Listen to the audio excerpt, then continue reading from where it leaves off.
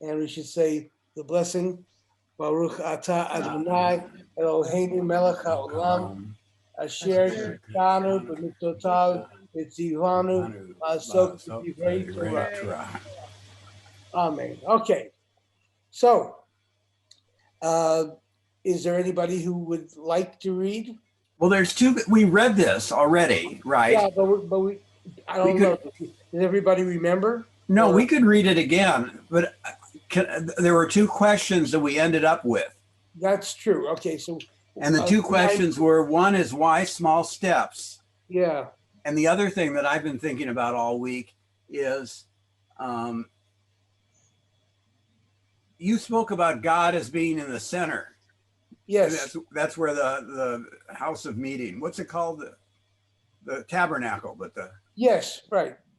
it's called the And house of it's all, meeting. it's really a set of concentric circles. I mean, there's the outside limit of the camp, then there's the center, and but within the center there is the holy of holies.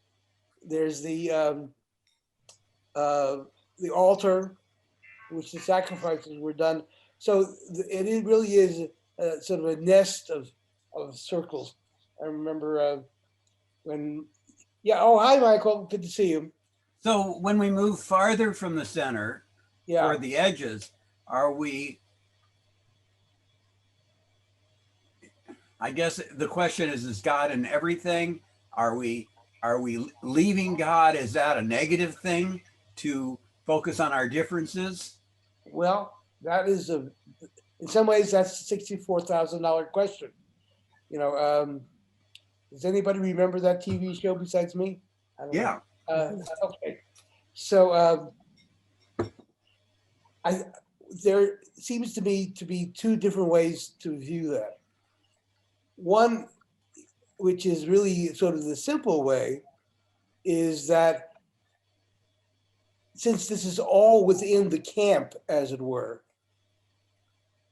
so it's important to recognize that there is a limit to the extent of the camp, but within the camp, um, God is present in all places. So it's not as if you sort of it's not really sort of a get out of jail free card. It's not as if you can avoid the presence of God as long as you're anywhere within the circle. The question is, what constitutes the limit of the circle? So, as a practical matter, any wheel has an axle in the center, and everything revolves around it, and there are spokes to connect the axle to the circumference of the circle. The circumference of the circle is not something totally different. It's part of the circle. So, speaking theoretically, there's really no extent, because there's no limit to the size of the circle. So even at the most remote points, you're within the orbit, so to speak. Um, the problem is, or problem, the challenge is, how do you identify being connected to God the further away you are? And that's an interesting sort of question. In some ways, that's really the main question all of us have to face, because most of the time, just speaking of average folks, most of the time we're not sitting and meditating. Most of the time we're not doing something overtly spiritual and concentrating on that activity. Most of the time we're not in an I thou relationship. Most of the time we're living in the world of I it, and that is not necessarily a bad thing. It's just not the same thing. So the question is, can one find and be connected to God, even though most of the time you're not in that prime position to be connected? That's sort of the programmatic irony that even though you are further away from the center, God is still present. The question is, what constitutes the variable? What is the thing that corresponds to the distance? Is the distance something that we experience within ourselves?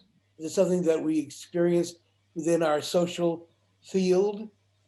Is it something that we experience in an ironic way over against feeling closer to God? One of my favorite examples along these lines is the book of Jonah. And, if I refer to the book of Jonah, is everybody familiar with that book? Is that Jonah and the whale? Yeah, right. Yeah. So one of the main themes of that story is that there is no getting away from the presence of God, even if you're a prophet, and even if you are trying to get away from God's presence. You can go to the furthest limit possible. And that's one of the things that's important about the description of where Jonah takes place. It's at the ends of the earth, Yeah, Michael. So maybe a little analogy might be useful in this case. Sure. Many of us have a practice of spending some period of time in meditation. Right. And when we do, and we watch our awareness, we can be in that watching of our awareness. Now, then we get a thought about what we're going to have for lunch. And that becomes an elaborate thinking, and we're totally involved in that. Where did that awareness go? It didn't disappear, but it's been sort of hidden in a way. Well, that's an interesting question. Interesting way to put it. What do you mean when, well, it's the question of distraction. And there is, to a certain degree, the possibility at many different points where one is distracted. Hi, Judith.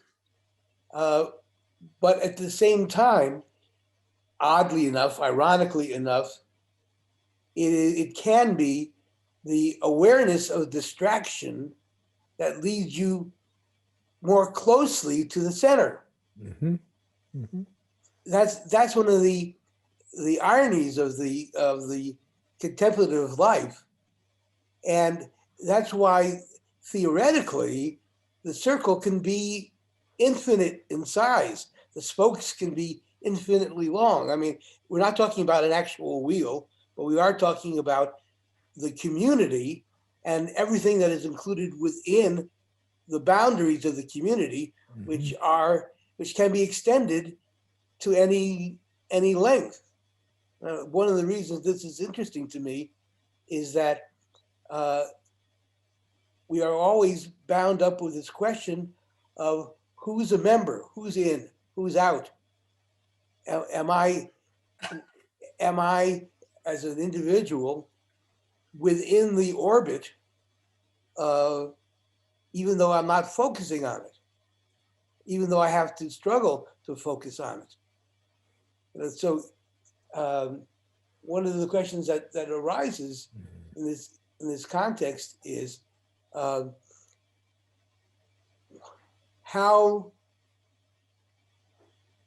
do you deal with the irony of being both in the orbit and not in the orbit at the same time, which is really where most of us are, unless we are some sort of spiritual adept and are able to maintain our position in an I-thou relationship without the distractions of the real world entering.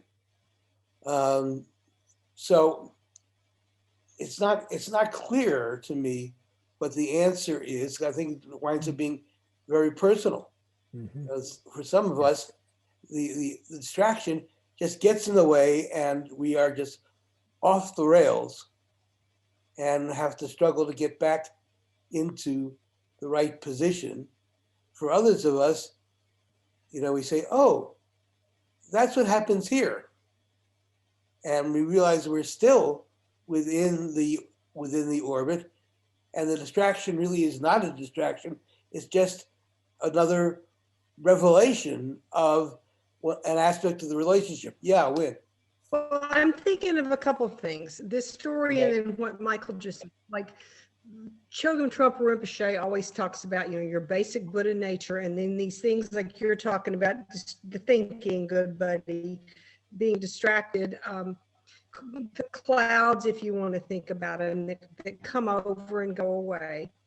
And then I'm thinking about, but that basic nature is underneath it all.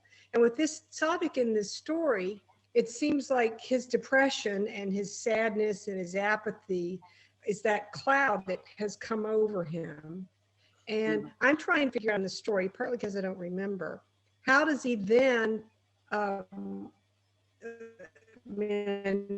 does this whole thing about being a Jew versus being a Gentile, and thank God I'm not a Gentile, but how does he then go from that place with the clouds being over him to the place where he's able to take that little step? That made sense.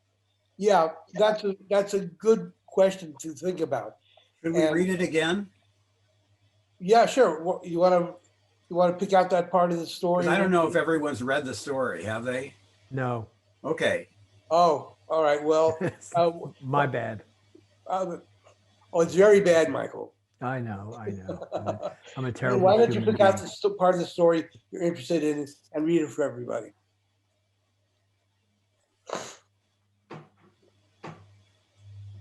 Who? Well, Wynn raised the question, so I want her to have a chance to pick out part of the story. Okay, so it's farther along in the story after he's gone through the whole Gentile thing. And then he cheers himself up that he's Jewish, and then we keep going. So that right there. So the tzaddik began to lift his spirits in this way. He lifts his spirits by saying, thank God he's not a Gentile. And he's elevating and cheering himself up and in joy. And so I guess it's from here on out that I don't remember. So should I start reading it? Yeah, why not? To remind everybody, because I imagine you're not the only one who doesn't recall exactly. So this tzaddik began to lift his spirits in this way. Little by little, he elevated and cheered himself, eventually achieving such intense joy that he attained the bliss that Moses experienced upon ascending to receive the tablets of the covenant. On this inner journey, the tzaddik traveled countless thousands of miles through many worlds. Then he realized that he was very far from his initial place, and this disturbed him. He was concerned that when he would return, it would be to somewhere else, and people would be amazed that he had suddenly disappeared, for this tzaddik always sought to be inconspicuous. The joy began to wane, for joy has its limits. Oh, okay, so that was a distraction, the whole thing that brought him joy originally. I get it. The joy began to wane, for joy has its limits. It has a beginning and an end. It subsided as he gradually descended. When he finally returned from this inner place of intense joy, it was not to the place from where he had begun his journey, but to the first place to which he had ascended. He was therefore very surprised to find himself in exactly the same spot where he had begun. He had not moved at all, except perhaps a hair's breadth, discernible only by God. So the tzaddik was very surprised that he had journeyed through all the spiritual worlds, yet below he'd hardly moved at all. He was then shown that every movement and small change that a person makes in this world, even less than a hair's breadth, is so precious to God that thousands of miles and countless worlds are incomparable to it. The explanation for this is as follows. Consider a wheel with spokes coming out from the center axle. The closer the spokes are to the axle, the closer they are to each other. The farther from the axle, the wider the gap between them. Consider our physical world as the axis of the celestial orbits, and the entire earth is nothing more than an imaginary point compared to the higher spiritual worlds.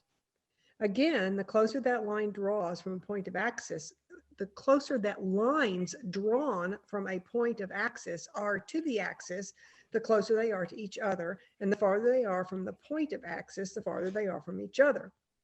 Imagine lines drawn from the earth up to the celestial orbits, and realized that even if one were to move no more than a hair's breadth on Earth, this would be the equivalent of having moved countless thousands of miles in the celestial realms, for the heavens are inconceivably vast. Now consider the significance of lines extending from Earth to the higher spiritual worlds, compared to which even the celestial orbs are as if non-existent.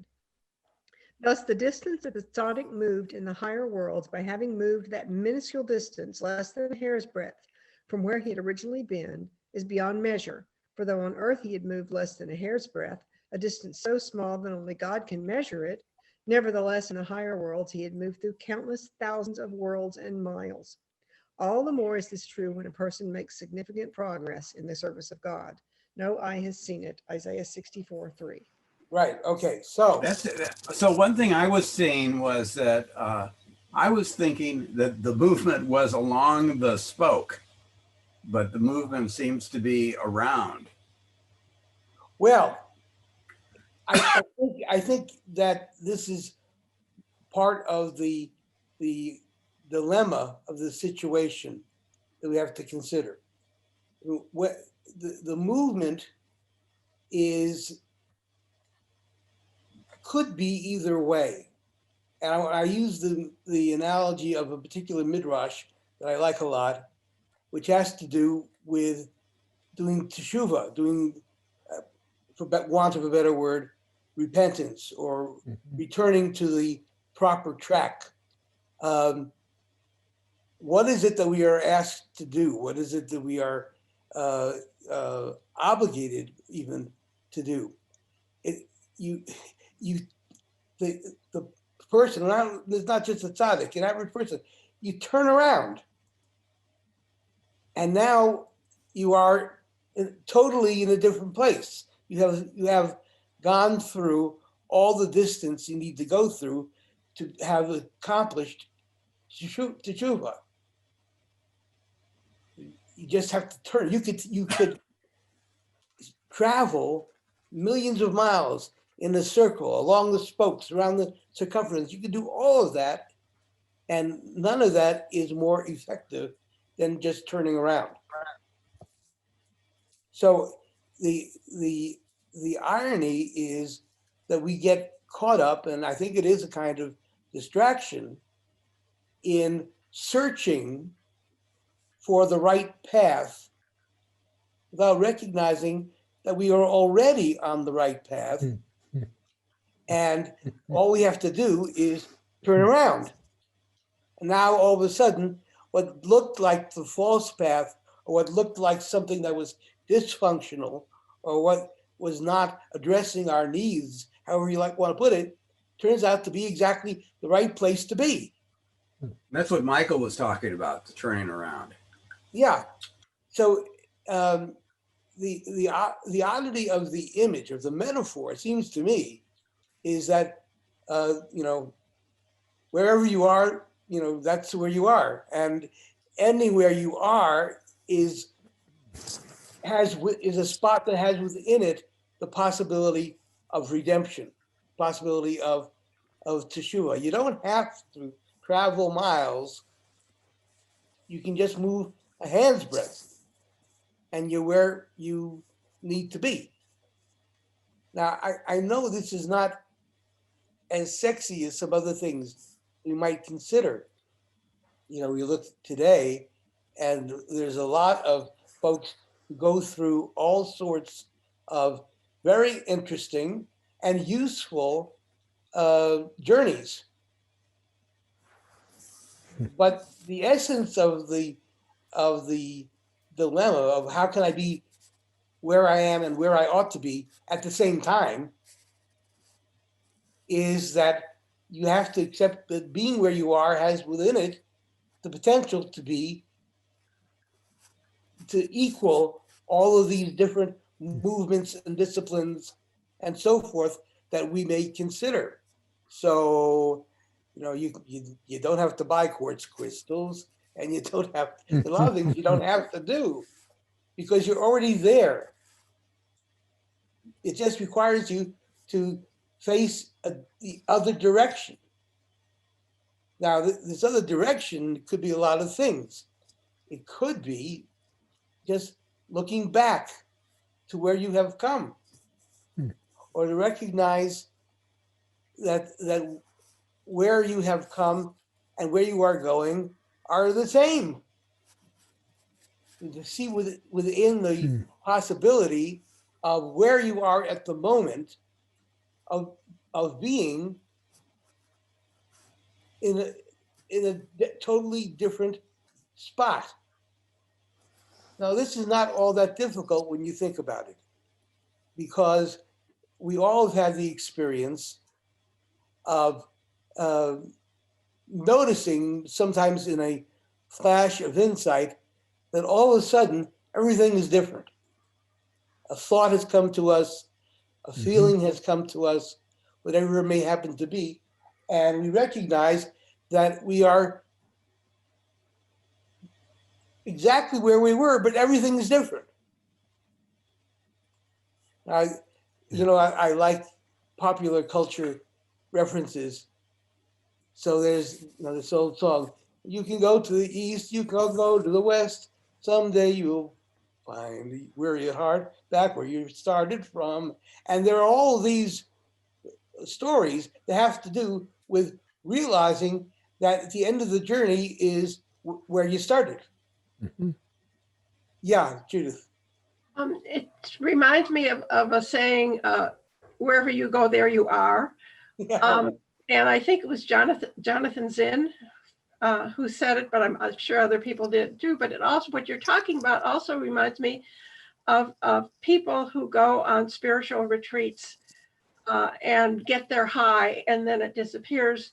But it's always there. It's just covered up by clouds or by everyday life. Well, that was the question that was raised. Is it something that comes to obscure it? And the question that I'm wanting to address, but there are several others as well, is where does the distraction come from? What is the thing that obscures our view? And here's where I want to draw on another analogy that comes from the Midrash. The whole idea of the transmission of Torah, of what God has to say to us from one realm, namely the divine realm, to the human realm, it's kind of an anomalous situation. I mean, on one level, it shouldn't be possible. If God, what God has to say, or what God's message is all inclusive, then by definition, our mind's not able to encompass it. And yet, somehow, God speaks to us in human language. So it's something that's understandable to us, even though it's beyond our capabilities. We're, after all, not God. So I mean, it's sort of like a hologram. The entire design is present in this one tiny little part of the design.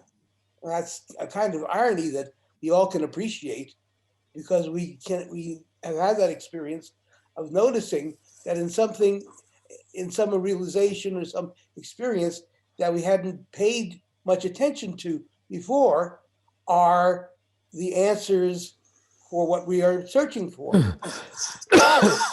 So that's one element of it. So let me add something else, and it has to do again with this question of distraction. Is everybody familiar with the concept of a black box? Yes. Okay, so how God connects with us, how God speaks to us, how that we get a revelation or an awareness of God this is a black box phenomenon. We don't know how and what happens. The transmission itself is blocked from our view. We just know that something comes in one end and comes out the other end, and something's happened in the middle, but we can't be very specific about it. The reason I bring it up is that this gets carried through in the Jewish discipline in a very sort of thorough way. For example, if you have the Ark, the Aron Kodesh, the Holy Ark, and the Torah is inside it, okay, or maybe many Torahs are inside it. It's a great blessing to have as many Torahs as you can for a congregation. So you would think that there ought to be nothing that gets in the way or blocks your view of the Torah. The goal ought to be that it's open to us, but it's not. What do we have in the ark? The Torah is inside the ark, and what is there else in the ark? There is a curtain, and we have to draw open the curtain. And even if we draw open the curtain, there's often a very thin, sheer kind of curtain behind it. The point being that what is true and what is valuable in terms of our vision is always, by definition, somewhat obscured from our view. And that is not a bad thing. That is the essence of as we were saying before, the value of distraction.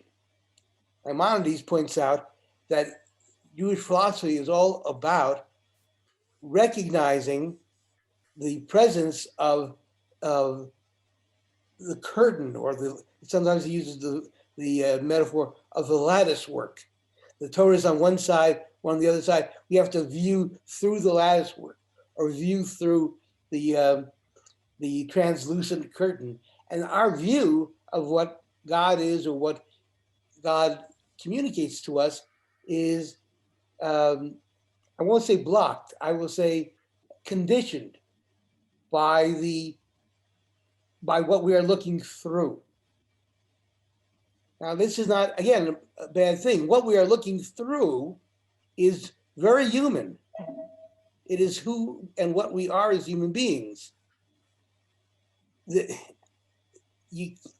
is an inescapable distance between each of us as a human being and God. And there has to be, because what we learn from God is about relationship. It's not some static bit of information that we can look at once and, okay, now I got it. It is a dynamic relationship between ourselves and the source. So there's a positive function to there being of a lattice work or a curtain.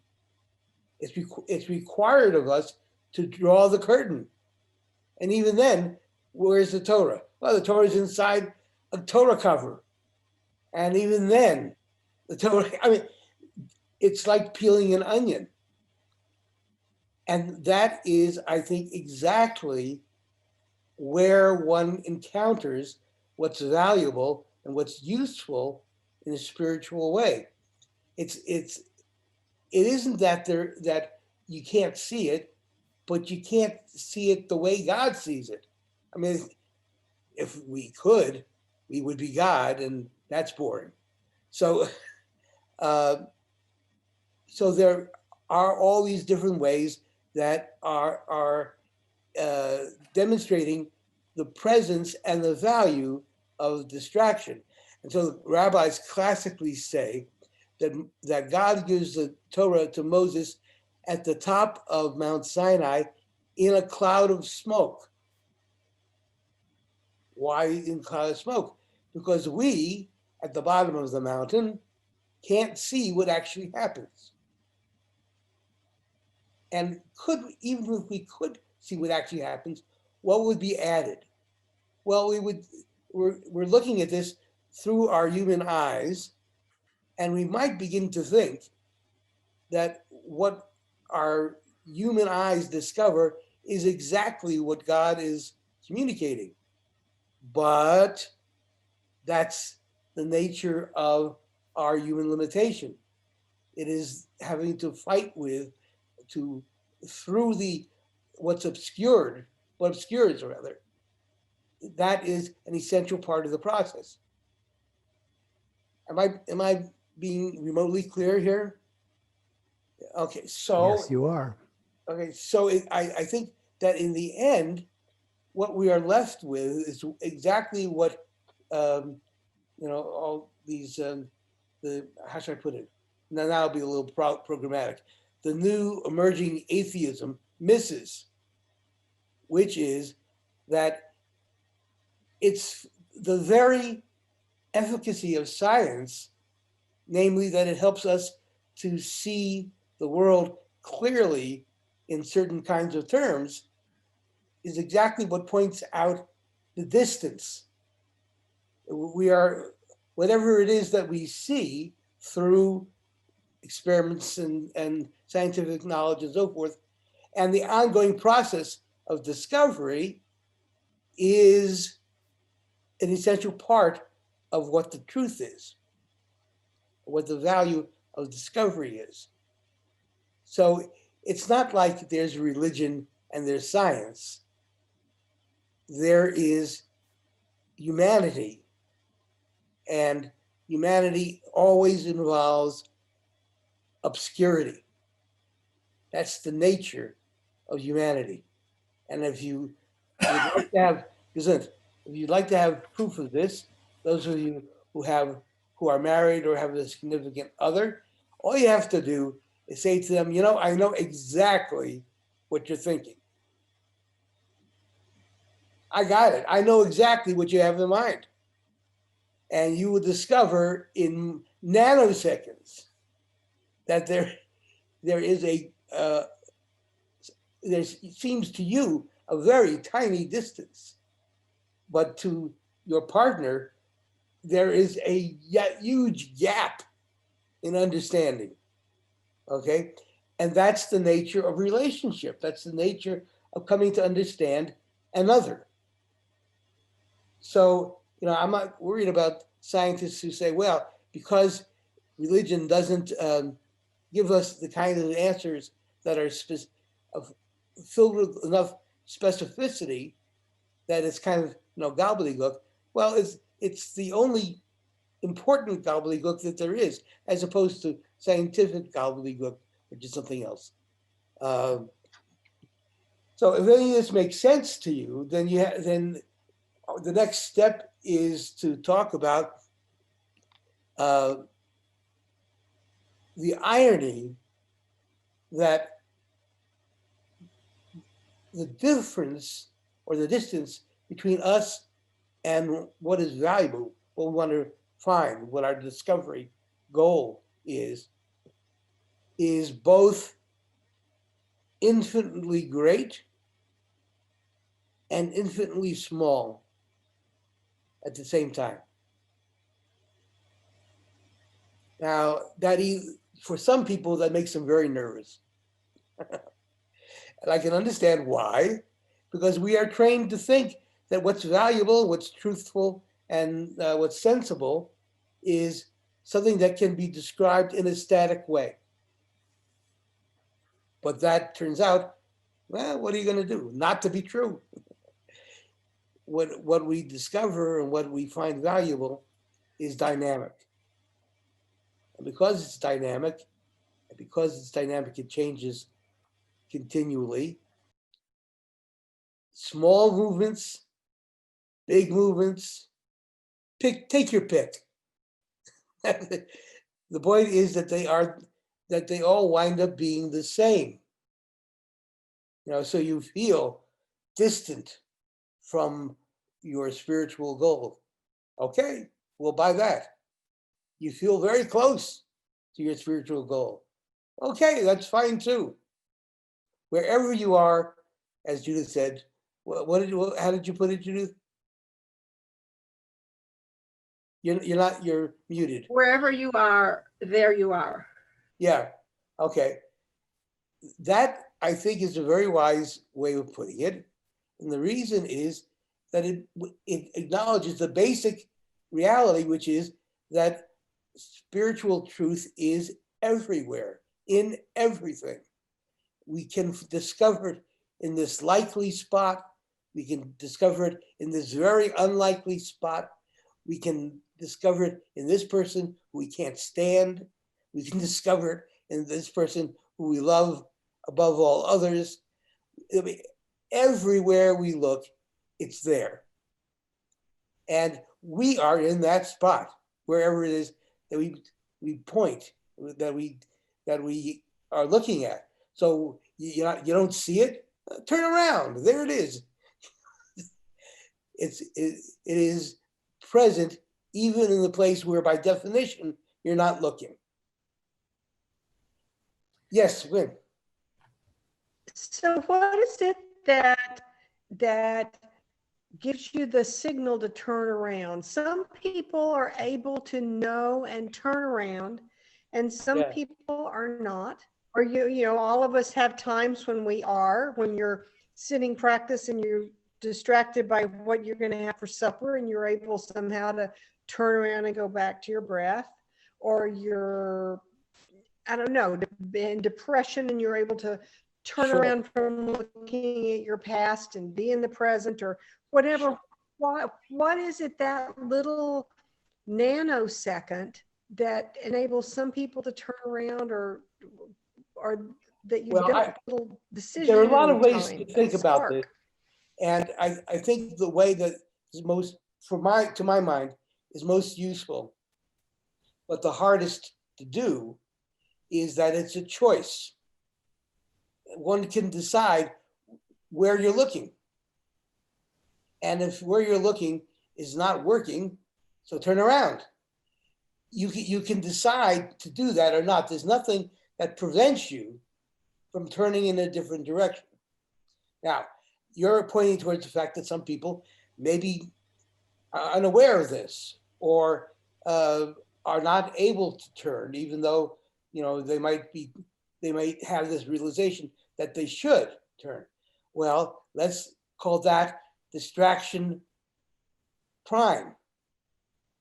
The inability to turn, or the unwillingness to decide to turn, is itself a distraction.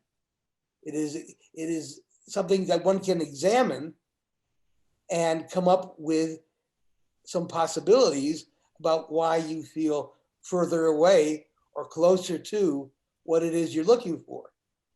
What is there about this position one finds oneself in that you feel prevented or blocked from turning in a different direction?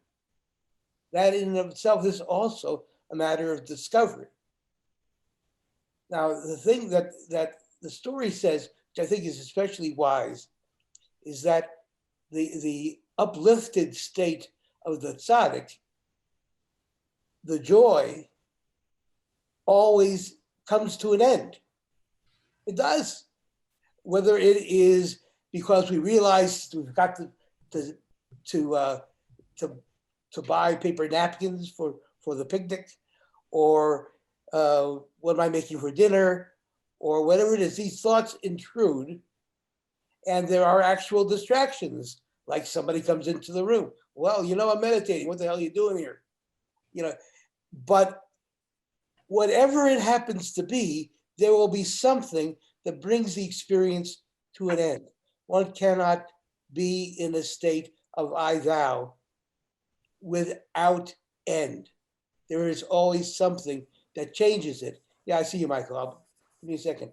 So that in and of itself is a necessary and inevitable part of the process of the search. Okay, you can approach it as some kind of blockage, in which case you're going down one route, which I don't think is the best route to take personally, or you can say, what pathway does this blockage reveal to me? What can I learn from it? And that seems to me to be much more useful. So everything comes into play. Yeah, Michael, what do you want to say?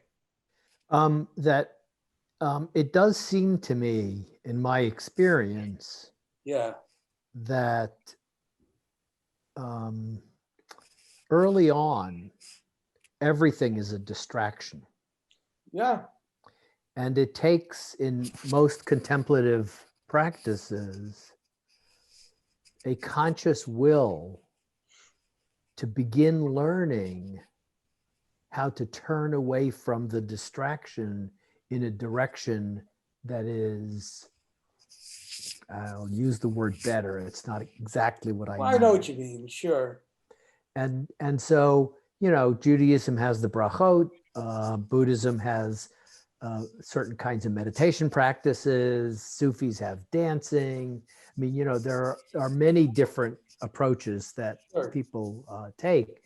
And part of the study that we're doing here and Mhm. part of Mussar is a training of ourselves to be attentive to the fact that, oh, I'm distracted, and not just stay in the distraction, but turn in a different direction where there's a possibility for less distraction. Even though we know, because that's the inherent nature of being a human being on this planet, it appears, is to go for nanoseconds, then seconds, and then many seconds back to the distraction. And if I may, to add one other layer related to what you just mentioned, which I certainly agree with, is that it's not, there is the possibility that the distraction itself is a pathway, and that the turn is not necessarily away from the distraction, but into the distraction. But to think of it not as a distraction, but as a pathway leading you somewhere that has value in and of itself. Everything becomes a question of both choice and attitude. And not that I'm disagreeing with you, Michael. I'm just saying that there is an additional possibility that one can take into account. And you know, I've certainly been in the position myself, and I know plenty of people who have. You know, that they are distracted by a whole range of different things, from their meditation or from whatever it is they're focusing on, and all of a sudden things become freer when they say, okay, I'm not going to approach this as a distraction. What am I supposed to learn from this distraction? What am I supposed to get out of it? What is its value? Our language is failing us in this regard, I'm afraid. And I think you said it well earlier, which is that I can be in the distraction, or I can be aware that I'm distracted. And Yes. it's that awareness of of being distracted that seems to me to be the turning. It is that process. Yes, I would agree. I would agree. And again, that is a question of attitude. Is a baby distracted? Is a baby distracted? You bet. But how would we know? Well, or are they just, I mean, they have one need after another. Either they're wet or hungry, or so. Yeah, or they're president of the United States. I mean, who knows? Look, I wonder how we go to that mode of, it's an escape mode, kind of, the distraction. well, it can be an escape mode, and that's survival. Wait, there's survival in it. Yeah, When you're tracking game or trying to figure out how to mill a piece of grain so that it's digestible by humans, you know, in a way we're fully into that.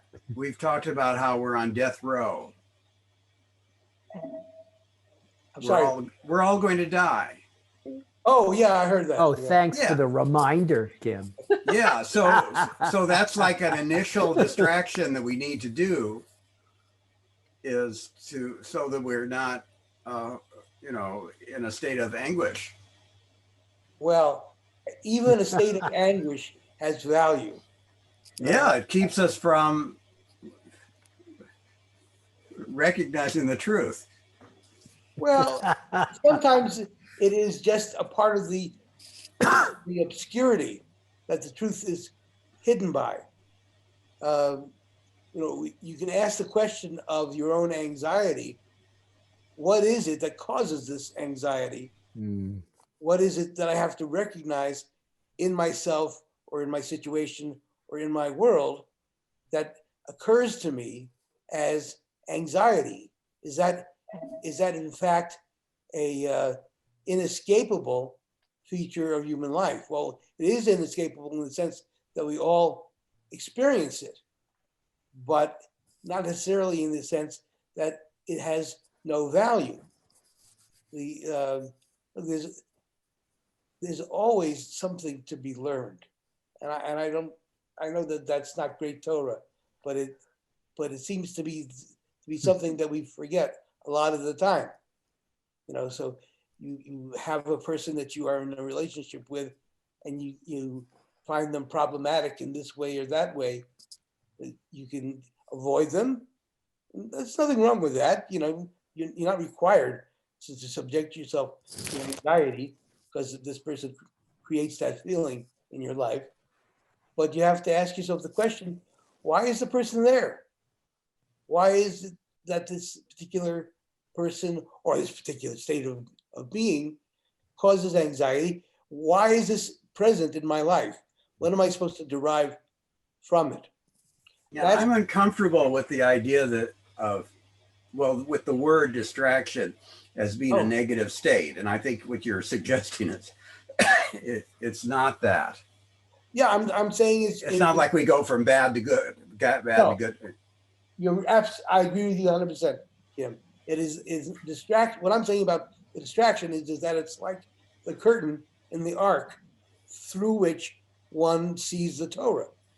You have the rabbis will say the Torah is a living thing, and the reason when you do a Torah service is filled with all these ritual acts is that you are undressing and dressing the Torah as a person. And we still don't see the Torah. I mean, it's all in code in a sense. It's a life, whatever. It's even removing all the curtain. We still don't know what's in there. Well, some of what's in there. You see the words, that's it.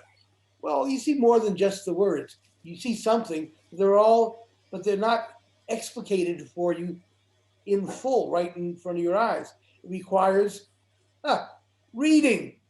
You have to read it. And therefore, when you read it, some things become apparent that were not apparent before. Although, interestingly enough, the rabbis will say that you can interpret the shapes of the letters. You can interpret the spaces between the letters. All of this is part of the text. So, Kim, you're absolutely right. It's not that there is something apparent that you have to just look at. It requires an engagement with the text that we call reading, but reading means something more than just reading words. It means reading a text in all of its dimensions. So, we use the word reading in this way all the time. A quarterback drops back to pass, and what is it the quarterback does? The quarterback reads the defense. Okay, what does that mean? It means that the quarterback is looking at the defense and figuring out how it's structured, what is it communicating, and what the proper response to it is. That's reading. It's not just letters. The idea that the rabbis have is the reason you study Torah is so you get better and better at reading what there is around you. And that can include text, conventional text. It can include people's faces or body attitudes. It can include all sorts of things that communicate. So that's what we do. And we have different ways of doing that in Judaism and other religious traditions. So it's not as if it's just reading words, it's reading all sorts of things. So I don't know, some people read tea leaves. I don't read tea leaves myself, but let's take, for example, the holiday of Sukkot. And what is there to read in the holiday of Sukkot? Well, let's say, for example, that you are waving the lulav and the etrog. Is that all that there is to it? No. You have to read the symbols as they appear. So you have to, again, it's like drawing the curtain in the ark. You have to take the etrog and turn it so that the pitam, the little end of it, is pointed in the correct direction. And now all of a sudden, the lulav and the etrog means something different than it meant before. Before, it was just, the branches of a tree and a little weedy kind of plant and a citrus fruit. And that's all it was, until you hold them together and you turn the pitam, and all of a sudden now you've got something that points out the 6 directions that you're situated, that are situated around you, and so on. It puts you in a place in the universe just because you turned the etrog around. But that is a reasonably complicated but very profound way of reading. You're reading the darn fruit. So the idea is that the engagement with the world,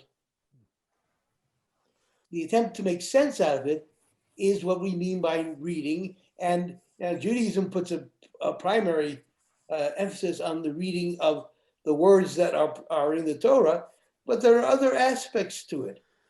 Now, for example, if you're reading the Torah, if you had a bar mitzvah or a bat mitzvah, you will recall there are some letters that have they're called tagin, or crowns. It's a kind of a decoration that some letters have. Okay, now Rabbi Akiva says you can read the tagin, you can read these little crowns. What the heck does that mean? Well, what it means is that there is some part of the text that goes beyond the letter itself. It points to some larger sphere of meaning. So now all of a sudden, it's not enough just to read it as a series of words. You have to read it in its physical actuality. And there are clues and there are aspects and so forth about the text that are pointed to beyond the text. Okay? And it's not just about text, it's about how you read anything. Okay? You know somebody for years and you all of a sudden say, oh, they're not happy. Somebody who doesn't know them may not know they're not happy, but you do, because you've been reading their faces for 20 or 30 years. And you know about them that they have this certain way of configuring their face when they're unhappy. It's not that you have the word unhappy written across their forehead, but you can read it anyway. Am I making sense when I talk about this? So what I'm saying with regard to what Kim had to say is, I'm not going to insist on the word distraction. I'm going to say that there are things that obscure or hide the value and the meaning of things in any and all situations.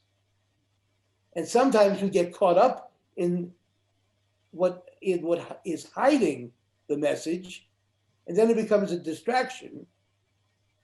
But it doesn't have to be a distraction. It could be pointing to another level of interpretation. So for that reason, it is I think it's easy to understand how it is that you can't live in that state of consciousness 24/7. And I like the idea of turning around. And, you know, when you're teaching art, you're often saying, hey, look at this, you know, pointing to a certain thing that a student did. Yeah. Look at what's going on here. And not that it's bad or good, but that, you know, pay attention to this. Something is happening. And your turning around is like that. So Yeah. it's just like you're facing in one direction and then you turn around and look in another. You turn around and you look at another, but are you in a different place than you were before? Well, depends on how you look at it, what being in a place means. Well, that's that thing you were saying a few earlier of, you know, both yes and no. It's exactly the same place and it's a million miles away. Yeah.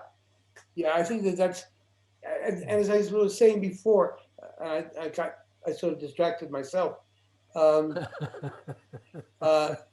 Some people get very nervous about that. They want to know exactly where they are. They want to know the point on the graph, so to speak, where they are standing. And the idea that standing in any one place could be standing in any of a number of different places makes them very nervous. You know, so they like a spiritual tradition or they like a philosophical tradition that tells them exactly where they are. I think that is just me. I think that is a kind of diminution of what it means to be anywhere. It's kind of putting aside or not paying attention to some of the possibilities in your situation. And I think they're the same way about, you know, what's happening. Some people need to know exactly what's happening, and other people can be, it's okay, I don't understand. Yeah, you know, this is my. Michael needs to know in his work what's happening, right? Well, but see, we also inhabit the world of I-it. We're not just in I-thou. We are in I-it as well, and that's analytical. It is static. It is practical, and so forth. And there's nothing wrong with that. Lots of life depends on being able to function in the world of I-it. It's just not all that there is. And even though quite often we will approach it as if it is the alpha and the omega, if I can use that expression. So we kind of need to quit now. Yes, we do. Thank you all very much for being here as usual, and see you next Friday.